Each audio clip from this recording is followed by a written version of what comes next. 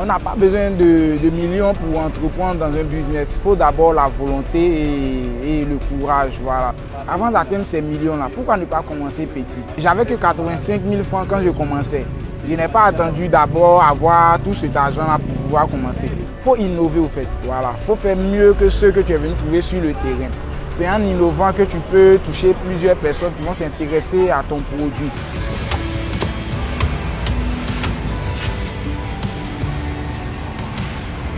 Je suis Emerson Seri à l'état civil, connu plus sous le nom de commissaire Coco, étudiant en droit privé à l'université Félix Houphouët-Boigny et aussi entrepreneur dans le domaine du coco.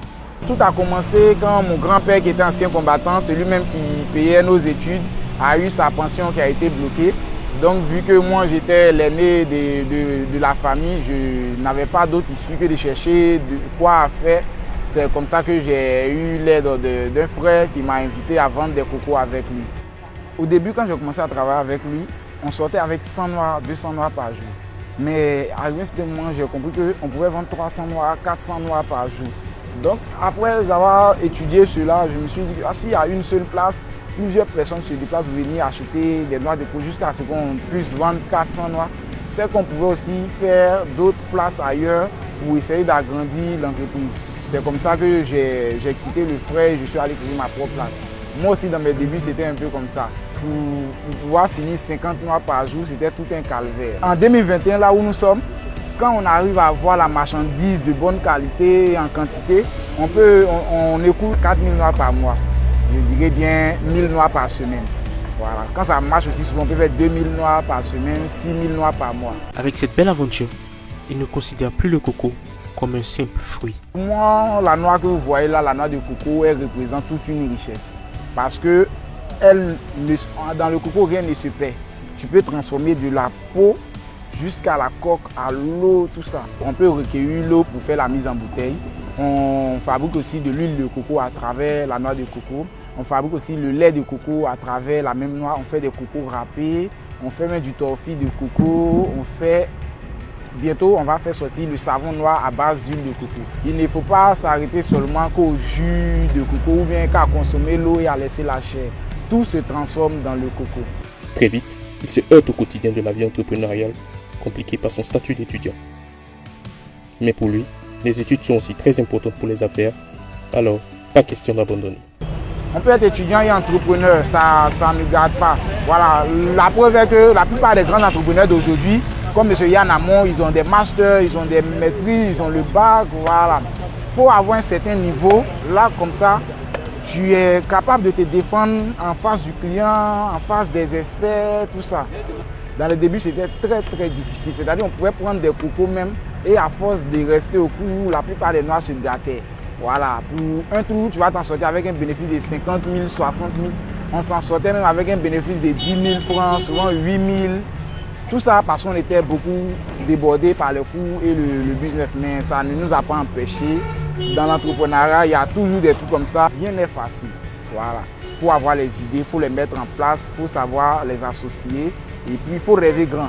Voilà. C'est à partir de ton rêve, que peu importe l'échec que tu auras, tu vas toujours dire que j'ai un but à atteindre. Voilà. J'ai un rêve que je vise, donc je ne dois pas baisser les bras. Par l'application de ce leitmotiv, il voit en 2 ans sa petite initiative se muer en une véritable entreprise. Nous sommes maintenant, je dirais que nous sommes maintenant 6, voilà, c'est-à-dire 5 personnes plus moi, voilà, 2 autres personnes que j'ai recrutées récemment, donc ça fera maintenant 6 personnes.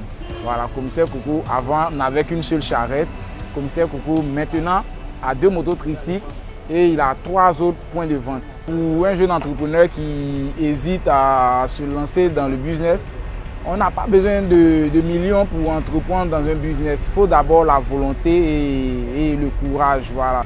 Avant d'atteindre ces millions-là, pourquoi ne pas commencer petit? Pourquoi ne pas commencer petit avant d'avoir ces millions-là? Par exemple, moi, pour pouvoir agrandir mon business, j'ai besoin d'argent, j'ai besoin de millions.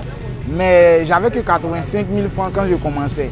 Je n'ai pas attendu d'abord avoir tout cet argent-là pour pouvoir commencer. Il faut innover au fait. Voilà. Il faut faire mieux que ceux que tu es venu trouver sur le terrain.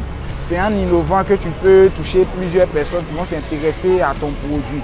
Voilà, donc c'est là qu'il faut, c'est dessus qu'il faut beaucoup bosser. Donc quand tu entres dans un domaine, tu regardes d'abord ceux qui sont dans le domaine et tu regardes le plus que tu peux apporter à ce domaine-là. Quel changement tu peux apporter dans ce domaine-là. Voilà, et comme ça, les personnes vont commencer à s'intéresser à ton produit. Une personne va prendre ton produit, il va faire part à l'autre personne de la qualité de ton produit et un peu, ça va avancer. Tu auras des commandes par jour, tu auras des commandes par semaine, des clients que tu vas livrer par semaine. Tout part de l'innovation. Quant au futur de son entreprise, le moins qu'on puisse dire, c'est qu'il voit les choses en grand comme tout bon entrepreneur. En 10 ans, je vois d'abord la marque Commissaire Coco exporter de l'eau de coco partout en Afrique et même dans le monde entier.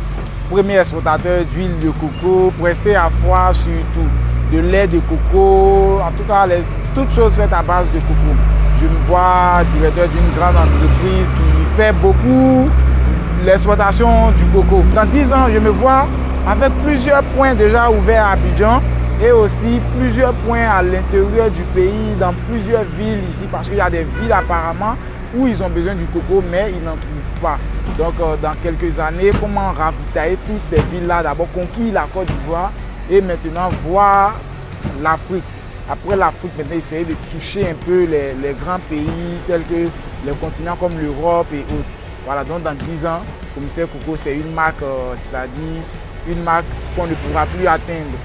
Une marque qui va valoriser la noix de coco. D'ici là, si vous faites un tour à Abidjan, n'hésitez pas à goûter aux délicieux produits de ce jeune homme, dont on espère qu'il réussira à devenir un leader de son domaine.